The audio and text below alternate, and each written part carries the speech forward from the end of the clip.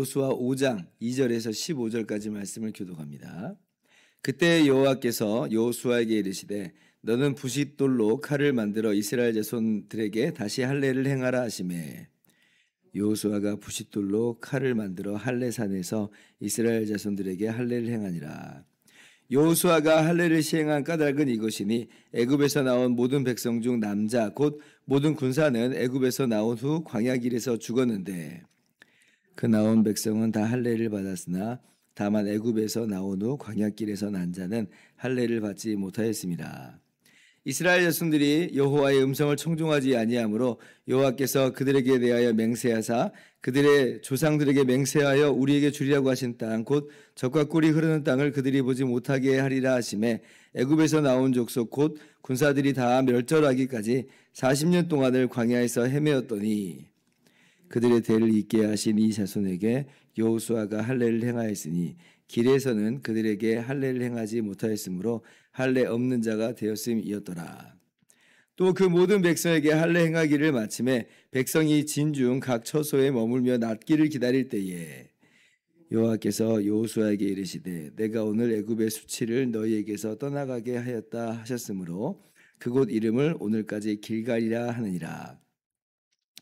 또 이스라엘 자손들이 길갈에 진쳤고 그달 14일 저녁에는 여리고 평지에서 유월절을 지켰으며 유월절 이튿날에 그 땅의 소산물을 먹되 그날에 무교병과 볶은 곡식을 먹었더라.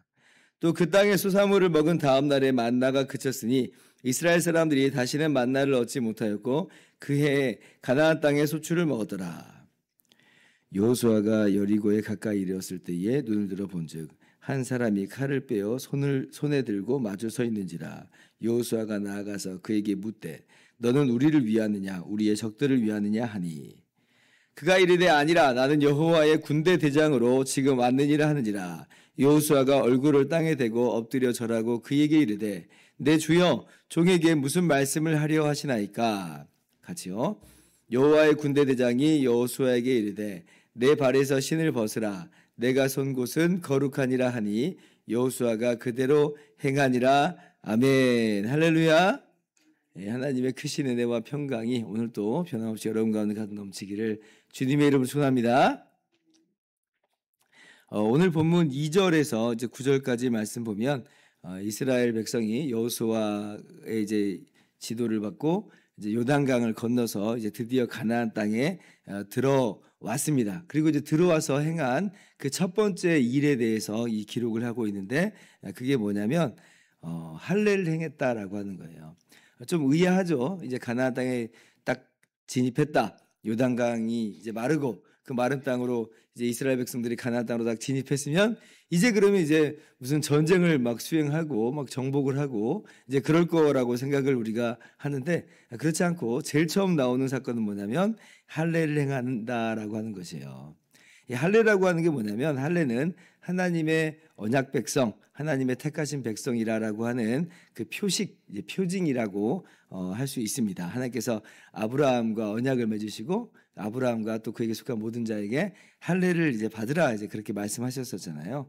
그래서 이제 이스라엘 백성들이 이제 아브라함 이후로 계속 이제 할례를 받아왔던 것인데 아마 그 애굽에서도 그렇게 할례를 계속해서 했던 것으로 보이죠. 그런데 이제 출애굽한 다음에 광야 생활을 할 때는 이 할례를 행하지 못한 것이에요. 왜냐하면 이 모습 속에서는 이 할례라고 하는 이 의식을 이제 이 광야길에서는 어떻게 할 수가 없는 구조인 거죠. 왜냐하면 광야에서는 구름이 떠오르면 바로 가야 되고 구름이 멈추면 이제 그냥 계속 기다려야 됩니다. 계속 멈춰야 되는 거예요. 근데 언제 구름이 떠오를지 모르잖아요. 근데 할례라고 하는 것은 이게 지금 뭐 할례 그냥 행했어. 자, 그럼 이제 앞으로 가 이렇게 할 수가 없는 거거든요. 고통 중에 며칠간을 이제 끙끙 이제 알아야 되는 이제 그런 상황이기 때문에. 근데 그때 구름이 딱 떠올라가지고 가자 그러면 어떻게 해요? 못 가잖아요. 그러니까 이제 길에서는 근본적으로 할례를 행할 수가 없었던 것입니다. 그러니까 이 광야에서는 무할례자 같은 어떤 그런 모습이었던 거예요. 할례가 없는 사람 같이. 근데 이제 요단강을 건넜죠. 마치 이제 세례를 받는 것과도 같은 내용이요. 그리고 다시 한번 할례를 행하는 것으로 이제 하나님의 언약 백성이라고 하는 분명한 표식을 이제 그렇게 하는 것입니다.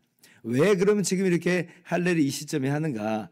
아니 요단강을 건너기 바로 직전에서도 충분한 시간을 갖고 할례를 행해도 됐을 텐데 왜 지금 요단강을 건넌 다음에서야 할례를 행하는가라고 할 때에 그것은 이제 그 이유가 명백합니다.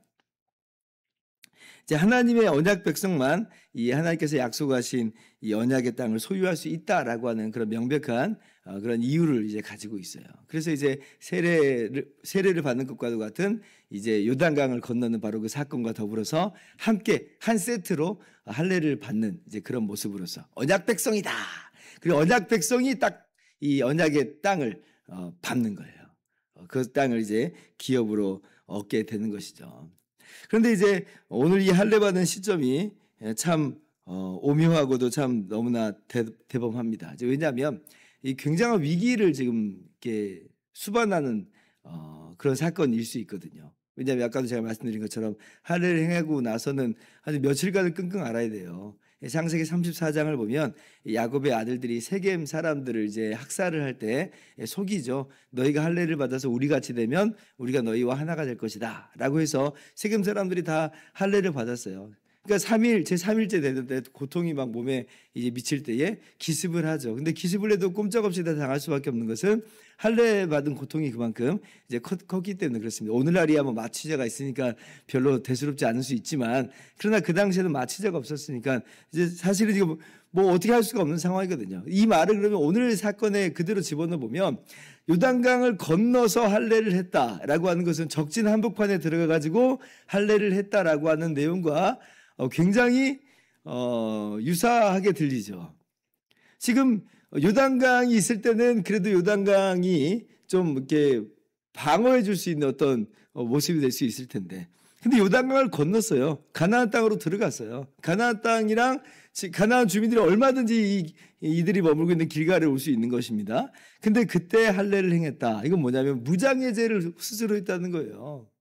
아니 이게 지금 어떻게 이렇게 이런 모습을 취할 수 있는가라고 할 때 이 전쟁은 근본적으로 하나님의 백성이 이제 하는 것이면서 그러면서 동시에 하나님이 하신다라는 거예요. 하나님이 하신다. 요단강을 가르게 하신 것도 하나님이시요.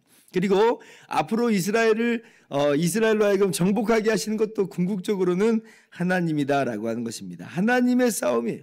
그래서 하나님을 믿고 의지하는 것이지 어떤 개인적인 능력과 자질로서 그렇게 하는 것은 아니다라고 하는 거예요. 그래서 이렇게 할례를 행했음에도 불구하고 그래서 지금 무장해제와도 같은 상황을 지금 맞닥뜨리게 됐음에도 불구하고 근데 이제 가나안 주민들이 두려워서 꼼짝을 못 하잖아요. 요단강 건너는 걸 보면서 정신을 잃는 거죠. 그러니까 감히 지금 할례 중이라고 해도 쳐들어올 생각을 못 합니다. 그러니까 이것이 이제 하나님께서 하시는 일이라고 하는 걸 우리가 기억을 했으면 좋겠어요. 예수님 믿는 우리의 삶의 모습이 어떻게 보면 그러한 모습이라 할 수 있죠. 우리가 옛사람은 죽고 새사람으로 거듭난 예수 믿고 세례받은 바로 우리들의 모습이라고 하는 것은 어떻게 보면 무장해제를 스스로 하는 것과도 같아요. 우리도 세상 사람같이 똑같이 원수를 갚고 보복하고 증오하고 싸우고 다투고 살 수 있지만 그러나 이제 우리는 그렇게 살지 않는 거죠. 주님께서 말씀하신 대로 주님을 닮은 모습으로서 이웃을 사랑하면서 또 이웃을 섬기면서 원수까지도 사랑하면서 그렇게 살아가던 우리의 모습입니다. 얼마나 바보 같은 모습이에요. 물론 이렇게 선하게 살면 선한 반응이 돌아오기도 하지만 근데 이 세상은 정글이잖아요.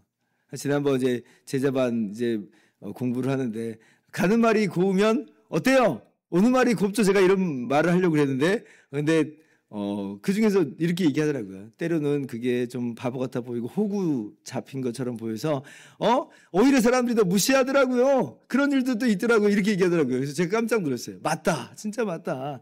우리는 가는 말을 분명히 곱게 하는데 오는 말이 곱지 않은 거예요. 우리 속여 먹고 우리를 이용해 먹고 우리를 못 살게 굴고 마치 호구 잡는 그런 모습처럼 정말 우리에게 그렇게 대할 수 있다는 것이에요. 어떻게 보면 무장해제를 당하고 꼼짝없이 당하는 모습이지만 그러나 하나님께서 이스라엘을 보호하시니 지금 가나안 주민이 지금 뭐 어떻게 할 수 없잖아요. 손 하나 대지 못합니다. 그래서 우리가 어떻게 보면 무장해제 같은 그런 삶을 살지만 그러나 하나님께서 우리와 함께 하시고 우리 하나님의 길을 걷기 때문에 그 원수가 우리를 어떻게 할 수 없다라고 하는 걸 분명히 확신하면서 오늘 또 우리가 이 모습을 계속해서 유지하는 그런 삶을 살아야 되겠습니다. 그렇게 살아가는 오늘 하루가 됩시다. 네, 그리고 이제 10절, 이제 12절 보면 이제 유월절을 이제 지키는 장면이 나옵니다. 그러면서 이제 유월절을 지키면서 그 땅의 소산물을 먹는 순간 더 이상 이제 만나가 주어지진 않아요. 40년 동안 만나를 매일같이 내려주셔서 이스라엘을 먹이셨습니다. 그럼 이제 그런 은혜는 끊어진 거냐? 아니, 그렇지 않고 40년 동안에는 만나를 통해서 먹이신 것이고, 그리고 이제 가나안 땅에 들어와서는 그 땅의 곡식으로 이스라엘을 먹이는 거예요. 이게 밖에 이제 드러나 보이는 형태가 달라지는 것 뿐이지 어떤 모습이든지 간에 다 하나님께서 먹이시고 입히시는 것이다. 그래서 그 만나가 끝났네.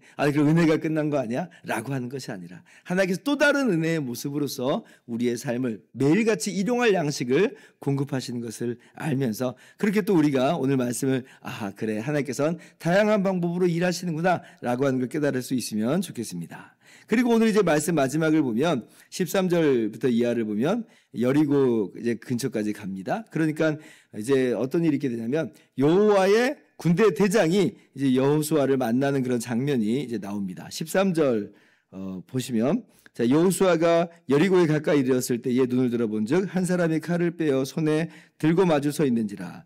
여호수아가 나아가서 그에게 묻되 너는 우리를 위하느냐 우리의 적들을 위하느냐 하니. 14절 같이요. 그가 이르되 아니라 나는 여호와의 군대대장으로 지금 왔느니라 하는지라. 여호수아가 얼굴을 땅에 대고 엎드려 절하고 그에게 이르되 내 주여 종에게 무슨 말씀을 하려 하시나이까. 하니까 이제 뭘 얘기해요? 내 발에서 신을 벗으라. 내가 선 곳은 거룩하니라. 이제 그렇게 여호와의 군대대장이 이야기를 합니다. 신발을 벗는다라고 하는 이 의미는 이 고대 세계에서 어떤 의미를 갖고 있냐면 노예 종의 표시입니다. 종은 신발을 안 신어요. 그리고 이제 성경적인 그러한 이 관습에서 보면 신명기 25장 9절을 보면 권리 포기 이제 이러한 기능이 있어요. 이제 계대 결혼이라고 이제 자식이 없이 형이 죽었을 때 뭐 동생이 이제 그 뒤를 이어서 이제 대를 잇게 하는 이제 그런 내용이 계대 결혼인데 그런데 이제 그것이 자기에게 손해가 될 때가 많거든요. 그러니까 어떻게 하면 이제 그걸 안 하게 되냐면 신발을 이제 딱 벗는 거예요. 룻기를 보면 그래서 신발을 딱 벗어서 주죠. 그러니까 보아스가 1순위가 아니었음에도 불구하고 이 앞선 순위가 이제 신발을 벗어서 권리를 포기하니까 보아스가 그 권리를 이어받아서 룻하고 결혼하여서 그 후사를 있게 하는 것을 우리가 보게 되는 거죠. 그래서 기업 물을 자가 신발을 벗는 것은 권리를 포기하는 것이다. 오늘 그러면 지금 여호수아에게 신발을 벗으라 요구하는 것은 여호수아가 그래서 신발을 벗는 의미는 무엇이겠어요? 우리는 하나님의 종입니다.